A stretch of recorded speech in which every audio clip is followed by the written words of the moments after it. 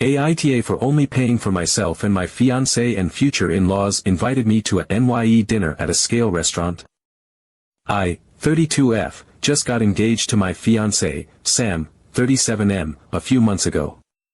We have been together for a couple of years, and while we do not live together due to his family's deeply conservative Christian beliefs, our relationship has generally been good. His family is extremely religious, but they have always been kind and welcoming to me, despite some differences in our values and upbringing. They have a strong sense of community, and I have always appreciated that about them. However, there have been a few moments where their expectations, especially around money, have made me uncomfortable. This past New Year's Eve was supposed to be a special night for me and Sam. I had planned for us to celebrate together, just the two of us, maybe go out for dinner or do something intimate.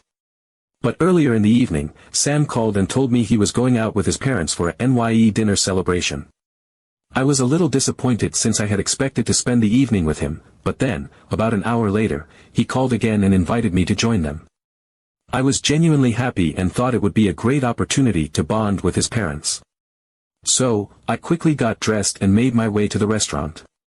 When I arrived, his parents greeted me warmly, and the atmosphere was lively and festive.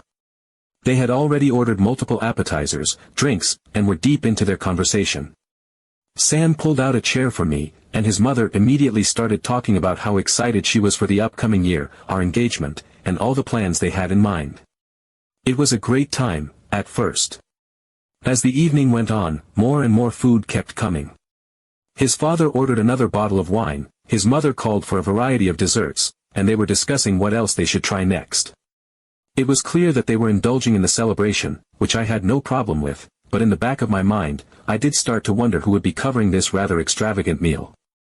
I assumed that, given they had invited me, they had planned for this and were taking care of the bill. When the check finally arrived, the table went quiet for a brief moment. I instinctively reached for my bag and pulled out my wallet, assuming that we would be splitting it in some way. I looked at Sam and said, "I'll cover my portion." That is when things took an unexpected turn. Sam quickly mumbled that I did not have to do that since they had invited me, but there was an awkward pause that followed. His parents just stared at me before his father cleared his throat and said, "Oh, we didn't bring any money with us." His mother nodded and added, "Yes, we actually didn't think to bring our wallets." My eyes widened as I turned to Sam, who looked almost sheepish as he muttered, "Yeah, I forgot mine at home too." I was stunned. How do you go out to a fancy restaurant, order drinks, multiple rounds of food, and not bring a way to pay for it? At first, I thought maybe it was a joke, but then his father chuckled nervously and said, "All right, so I guess we should let the doctor pay." I froze.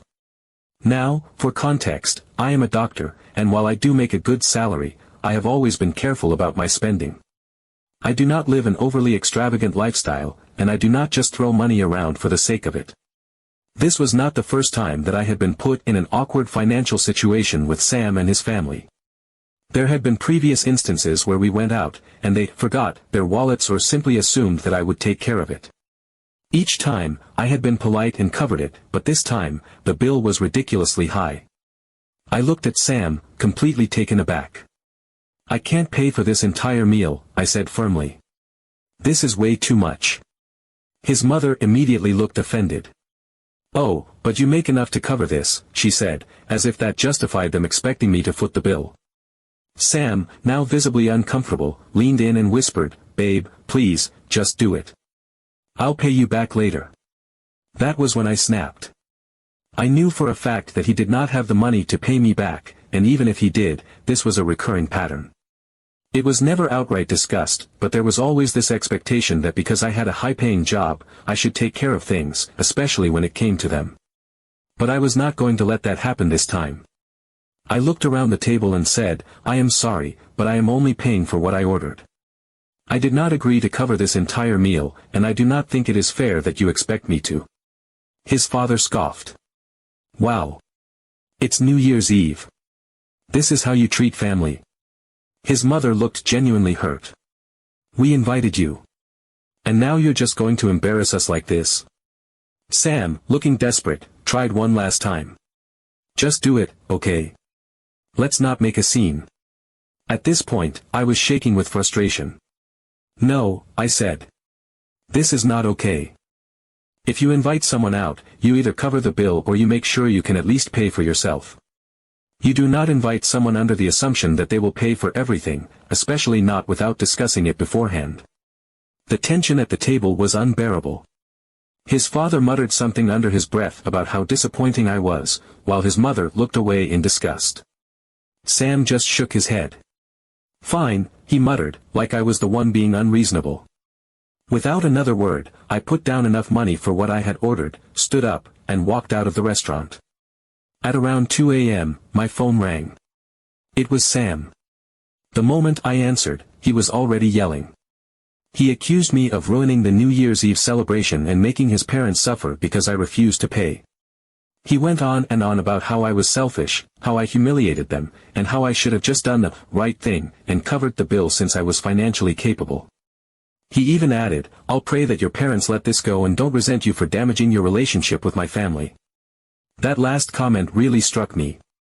My parents have never raised me to be irresponsible with money, nor would they ever expect me to pay for an entire table of people who deliberately chose to go out without a way to pay. I felt sick to my stomach, not because I had refused to pay, but because of the blatant entitlement that had been thrown in my face. Even now, I am struggling with guilt.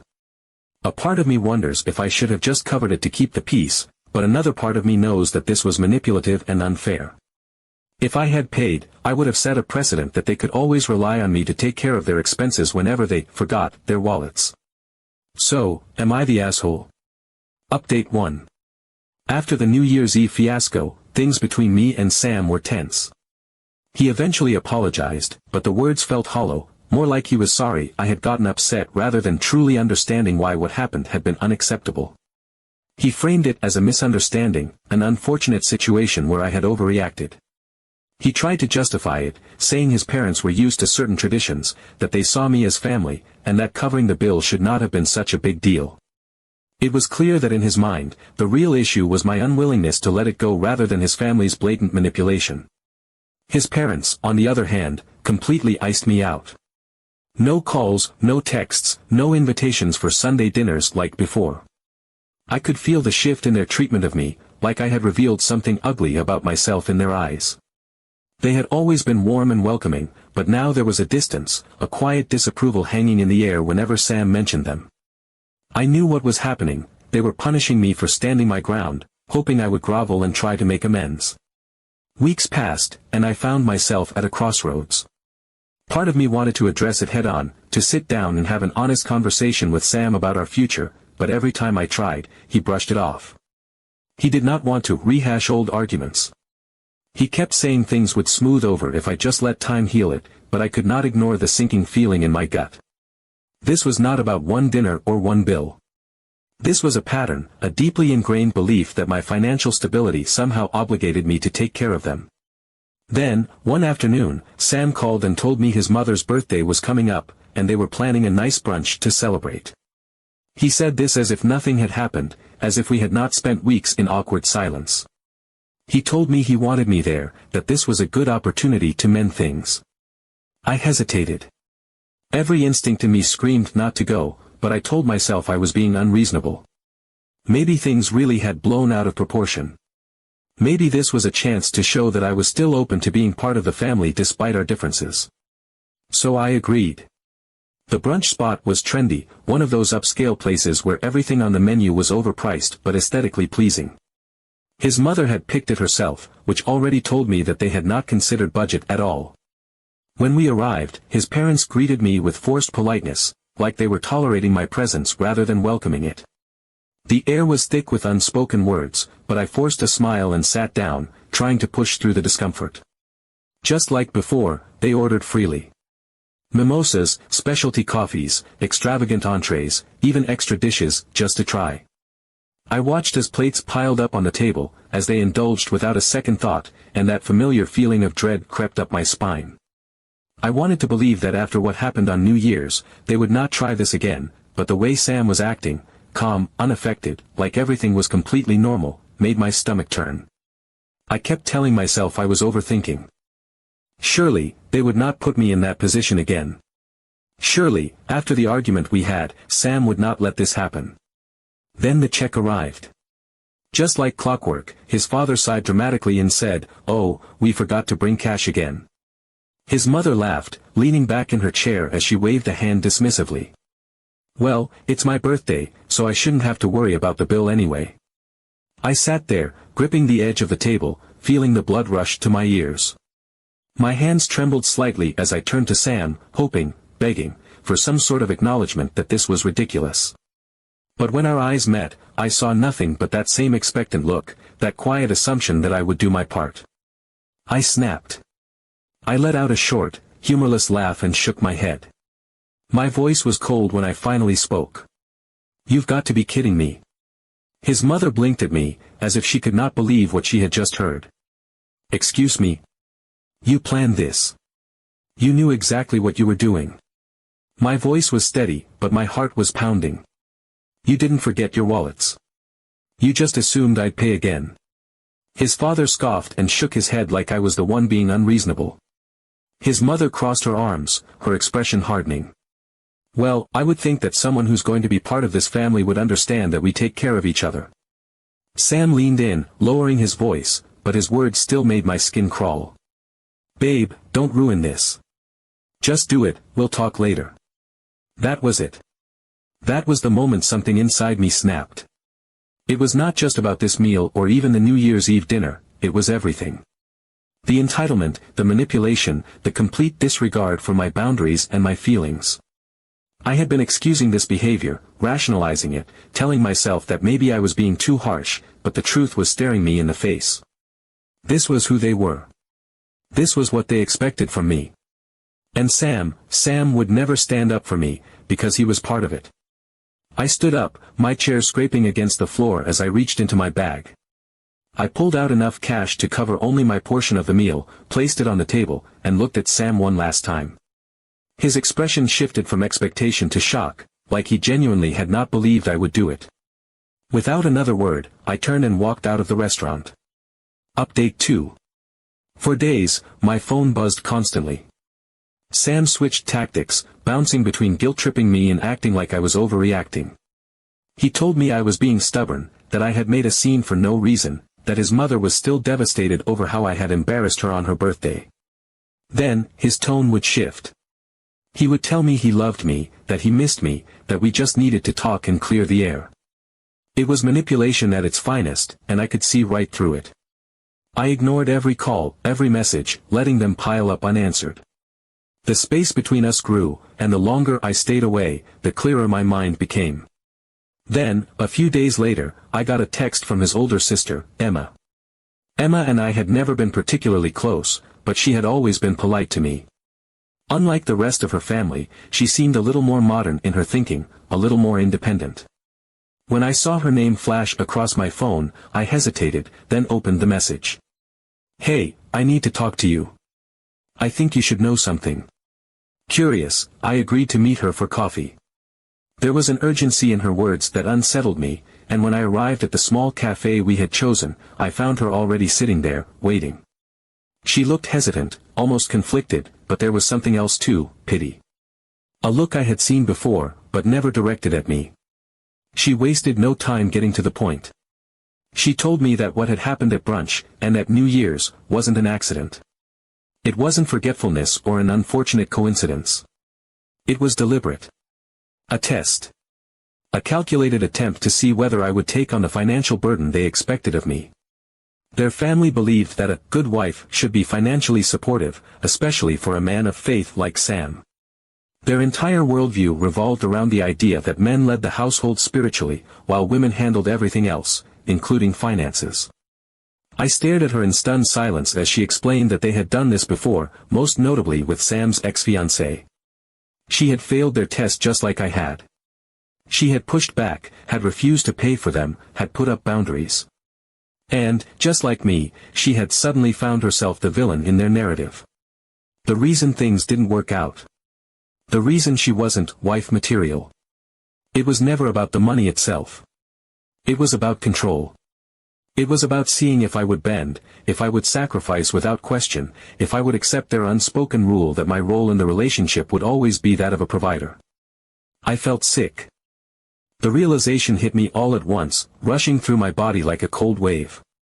Every moment, every strange look, every entitled assumption suddenly made sense. They hadn't been caught off guard when I refused to pay. They had been disappointed. Because in their minds, I had failed. I had shown them that I wasn't the kind of woman they wanted for their son. I wasn't someone they could manipulate, someone they could depend on to keep them comfortable while Sam played the role of a devoted, but financially useless, husband. Emma sighed, looking almost regretful as she admitted that she had been waiting to see if I would figure it out on my own. But after seeing how badly things had spiraled, she felt like she owed it to me to tell me the truth. I could see it in her face, this wasn't easy for her. But she wasn't like them. She had learned to break free in her own way, even if she still stayed within their orbit. I left that cafe in a daze. My entire relationship felt like a lie. Every moment I had spent questioning myself, wondering if I had overreacted, if I had been too harsh, if I should have just gone along with it to keep the peace, it all evaporated. The truth was clear now. I had been set up from the very beginning. When I got home, I sat in silence for a long time, staring at my phone. Then, with a deep breath, I called Sam.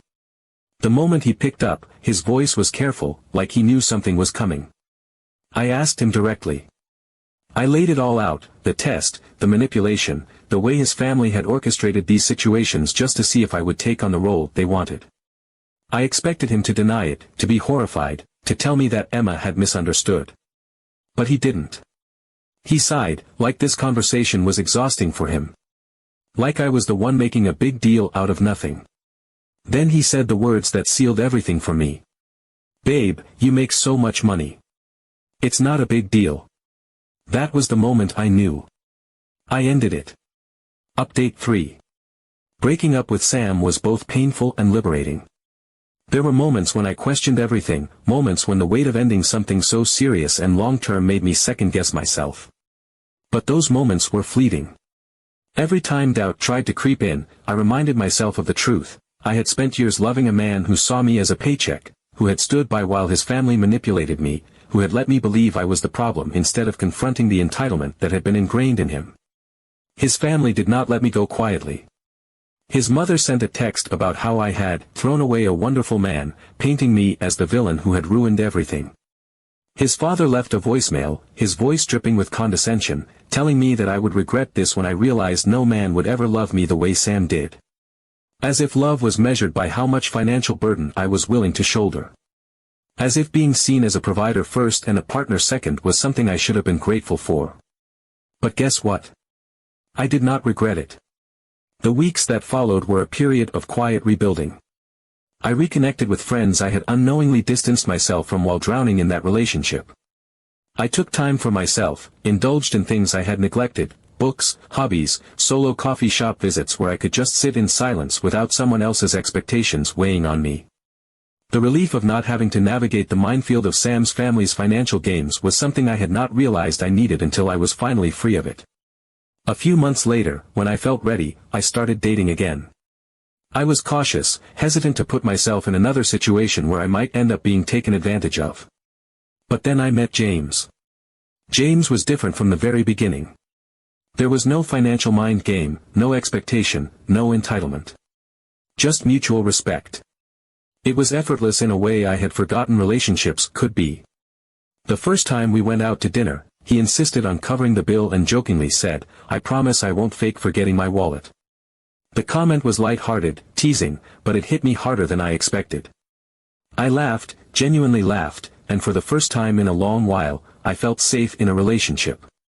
There was no anxiety, no quiet panic in my mind bracing for the moment when I would once again be expected to carry the weight of everything. James never made me feel like my financial success was something to be exploited.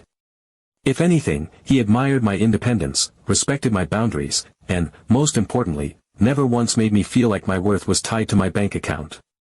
As for Sam, I did not hear much about him at first. The occasional mutual acquaintance would bring him up in passing, but I had stopped actively looking for updates.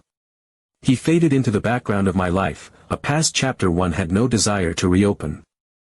But then, one evening, I was out with a friend when she leaned in and said, "Oh, by the way, did you hear about Sam? He's dating someone new." It did not surprise me. Sam had always been the kind of man who needed someone to take care of him, to validate him. But then she added, she's a lawyer. Super successful. And that gave me pause. I knew exactly what was happening. He had found another woman with a great career, another woman who could be tested, molded, worn down until she believed it was her responsibility to take care of him.